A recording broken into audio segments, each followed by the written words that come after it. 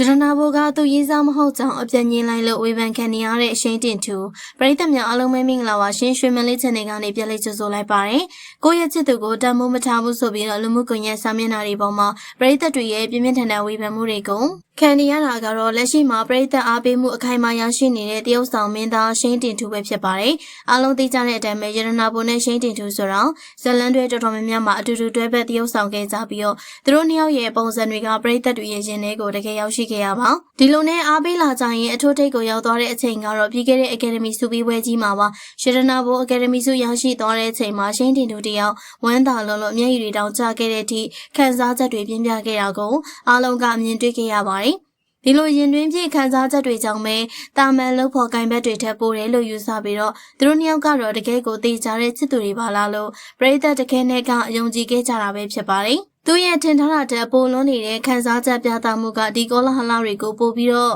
မီးထိုးပေးတယ်လို့ဖြစ်ခဲ့ပါတယ်ဒါပေမဲ့မျော်လင့်မထားတဲ့အလဲအပြောင်းတစ်ခုကမကြသေးခင်ကမှဖြစ်ပေါ်လာခဲ့ပါတယ်ပွဲတစ်ခုမှာသူတို့နှစ်ယောက်လုံးအတူတူတက်ရောက်ခဲ့ပေမဲ့အဆိုပါပွဲမှာပဲရှိန်တင်သူကသူနဲ့ရတနာဘောဟာချစ်သူတွေလုံးဝမဟုတ်ကြောင်းသေချာပေါက်အပြည့်ညင်းဆိုသွားခဲ့ပါတယ်။ဒါအပြင်သူကဒီလိုမျိုးသတင်းတွေထွက်ပေါ်နေတာကိုသဘောမကျကြောင်းပုံမှန်လင်းလေးပြောဆိုခဲ့ပါတယ်။သူအနေနဲ့လောလောဆယ်မှာတရုတ်ဆောင်အလုပ်ကိုပဲအပြည့်အဝအာရုံစိုက်ထားပြီးတော့စီနီယာအနုပညာရှင်တွေဖြစ်တဲ့ကိုကျော်ထက်အောင်နဲ့မက်ရတနာဘောတို့စီကနေအနုပညာပညာရဲတွေကိုသင်ယူလေ့လာနေတုန်းပဲလို့ရှင်းပြခဲ့ပါတယ်။သူတို့နှစ်ယောက်ဟာအတူတူအချိန်ဖြုံးလေးရှိတဲ့ရင်းနှီးတဲ့တငယ်ချင်းတွေသားဖြစ်ပြီးဒါဟာသူ့ရဲ့တရုတ်ဆောင်စွမ်းရည်တိုးတက်ဖို့အတွက်အထောက်အကူဖြစ်စေတယ်လို့အခိုင်အမာဖြည့်ရှင်းသွားပါတယ်။ရှိန်တင်သူကသူ့ရဲ့ကိုယ်ပိုင်ဘဝကိုတည်တံ့ထားခြင်းပြီးတော့လူမှုကွန်ရက်မှာထုတ်မပြောခြင်းဘူးလို့လည်းဆိုပါတယ်။ဒီလိုအပြတ်သက်ညင်းဆိုလိုက်တဲ့နောက်မှာယုံကြည်ထားခဲ့တဲ့ပရိသတ်တွေကဇဝေဇဝါဖြစ်သွားကြရုံတည်းမက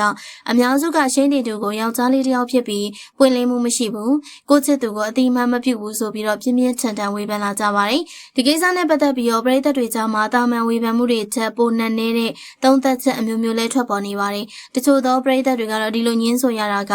ရတနာဘောဘက်ကနေရှိန်တင်သူရဲ့ဘဝတိုးတက်လန်အတွက်အနစ်နာခံပြီးတော့အမှန်တိုင်းဝေမခံခိုင်းတာလို့ထင်ကြေးပေးကြပါတယ်။အနုပညာလောကရဲ့သဘောတဘာဝအရာထွန်းသစ်စမင်းသားတယောက်အတွက်စစ်သူရှိတယ်ဆိုတဲ့သတင်းကသူ့ရဲ့တက်လန်နဲ့ပရိသတ်အခိုင်အမာရရှိဖို့အထူးသဖြင့်မိန်းကလေးပရိသတ်တွေရဲ့အားပေးမှုရဖို့အတွက်အဟံတားဖြစ်သွားနိုင်တယ်လို့အခုလိုပဲဖုံးကွယ်ထားကြတာလို့ဆိုပါတယ်။ရှိန်တီတူကိုယ်တိုင်ကလည်းခေါင်းဆောင်မင်းသားနေရာအတွက်အစင်သစ်မဖြစ်သေးပဲအနုပညာလောကမှာသင်ယူစရာတွေအများကြီးကျန်သေးတယ်လို့ဝန်ခံထားတာကဒီအချက်ကိုပို့ပြီးတော့ခိုင်လုံစေတဲ့အောင်ဖြစ်နေပါတယ်။နောက်ထပ်လူပြောများနေတဲ့ထင်ကြီးတစ်ခုကတော့ရတနာဘောရဲ့မိဘတွေဘက်က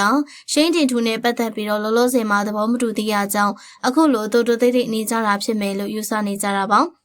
ရတနာဘောကိုယ်တိုင်ကလည်းသူ့ရဲ့ကိုရေးကိုတာကိစ္စတွေကိုတီးတန့်ဖုံးကွယ်ထားခြင်းလို့ဖြစ်ပြီးတကယ်လို့လက်ထက်မဲ့အခြေအနေကိုရောက်မှသာစစ်သူရှိကြောင်းတရားဝင်ထုတ်ပြောမယ်လို့ဆိုထားပူပါတယ်။အချို့ကလည်းရှိန်တင်သူကသာရတနာဘောကိုတစ်ဖက်သက်လိုက်နေတာဖြစ်ပြီးရတနာဘောဘက်ကညှင်းဆန်နေရလားလို့တောင်တွေးထင်နေကြပါတယ်။ဒီဗီဒီယိုကိုကြည့်ရှုနေကြတဲ့သူတွေကရောရှိန်တင်သူနဲ့ရတနာဘောတို့ရဲ့ပုံမှာမိမိတို့ရဲ့အမြင်ကိုဘယ်လိုများသုံးသပ်မိပါသလဲ။သူတို့နှစ်ယောက်ရဲ့ဆက်ဆံရေးကရောဘာဖြစ်နိုင်မလဲဆိုတာမှတ်ချက်မှာဝင်ရောက်ဆွေးနွေးပေးပါအောင်ရှင်။ကြည့်ရှုပေးတဲ့အတွက်အားလုံးကိုကျေးဇူးတင်ပါတယ်ရှင်။